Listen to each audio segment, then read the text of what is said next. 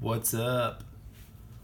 Um, I'm gonna do some math with you guys. I hope you're well. You have a paper that looks kind of like this on the outside. It says how to evaluate a function. So we'll talk more about what that means, but instead what we're gonna do is we're gonna start with what we know. So if you were to open up the paper and look on the inside, you're gonna see examples of equations that have two variables. So it has an x and a y. And something we'll talk more about over this unit is x is going to be our input, y is going to be the output. So if you notice with each of these examples, y is always by itself. So we're solving for y. And all we need to do is take one of these x values and substitute it in. So I gave you a few examples, so we're not going to talk about the ones that I kind of wrote out and got you started on.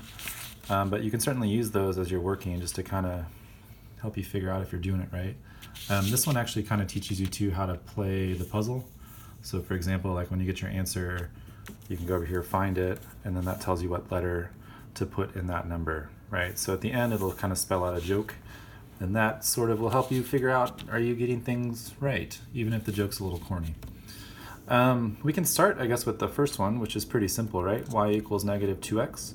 So all you would need to do is basically in front of that x, I'm going to create an equation. So I'm going to put negative 2 times x equals y. So if you notice, and I'll kind of zoom in, all I'm doing is moving the two sides. So I move that to the left side, I move the y to the right, and now I'm just going to do the math. So these are each x values.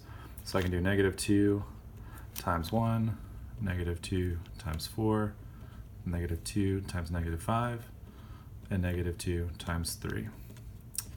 Because I'm old and I've been doing math a long time, I kind of know the answers to these just off the top of my head. So negative 2 times 1 is going to be a negative 2. Negative 2 times 4, negative 8. Negative 2 times negative 5 has actually become a positive 10. I've noticed a lot of us are pretty good at picking up on that pattern. Negative times negative makes positive, and then negative 2 times 3 is a negative 6. So these would be your answers for the y values. And then, let's see, we could do something maybe that's a little bit more complicated. This one here, I'll just kind of like give you a little pointer. So y equals negative 3 halves x times, or subtract negative 2. I'm going to put a big dot in between there. And basically, you could do negative 3 over 2. You could do 3 divided by 2 in your calculator, and you would get negative 1.5. So it has the same value, right? This is just an improper fraction, and this is a mixed, I guess like a decimal, just a whole and a part. I'm going to do the same thing. So I'm going to do negative 1.5 because I'm using the decimal form. It's just a little easier. Times x, and then the rule is to subtract 2.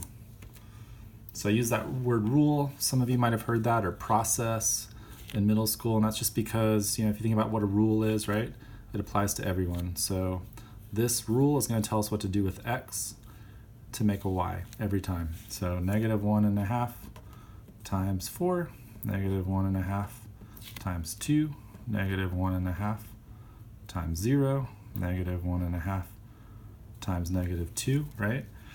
And then for each value, you're going to basically subtract 2. So it's like 2 steps. The first is to multiply, the second is to subtract, right? So negative 1.5 times 4 is negative 6, right? I could do it just one step at a time in my calculator. So if I get negative 6 here, take away 2, I get negative 8. Negative 1.5 times 2 would be negative 3. If I take away 2, I should get a negative 5. And then you would just continue doing the math here. So I'm going to let you guys do that math. Honestly, like a lot of this stuff, if you can set it up, then you can just kind of punch it in the calculator. The most important thing is that you're able to read this and then understand how you can substitute values in. So this should be review, and the calculator should make it a little bit easier. Now, if you notice, when you flip the page, right, this looks pretty similar, but there's a little bit of a difference. I'm going to zoom back out just so we can see the title. So we have how to evaluate a function. And so you guys are used to seeing functions, right, that look like curves, right? We've seen lines. We've talked about what's a function, what's not a function, and mostly we've looked at like ordered pairs and graphs. But what you see here is something called function notation, right? So if I were to cover up this f of x, normally you could put a y there, and that would look like something we've seen before.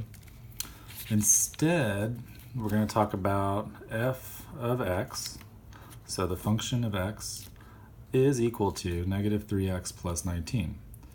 So if you look here, right, f of x, and then you look here, that 4 represents the x, right?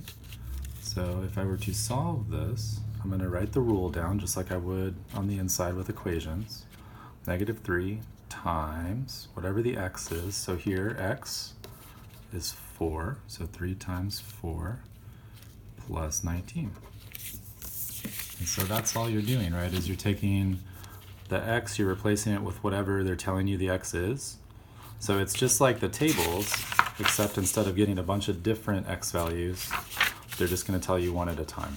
So if we plug 4 into this equation or rule or process, whatever you want to call it, then you can just do the math. Negative 3 times 4 is negative 12. That's right. Good job. Plus 19. And then you're probably looking at that going, hey, negative plus a positive, I can't do that. I need to find the difference. So 19 has more. It has 7 more, and it's positive, right? If you're not sure, plug it in your calculator, but I do want you guys paying attention to like patterns when you plug stuff into calculators. So I'm going to leave you with this. You'll notice like with each of the examples, like the letter in front changes. So like G, H, N, that doesn't change the process, it just changes the name of the function. So this is like a G, this function's called an N, right? And that can kind of change. We'll talk more about that.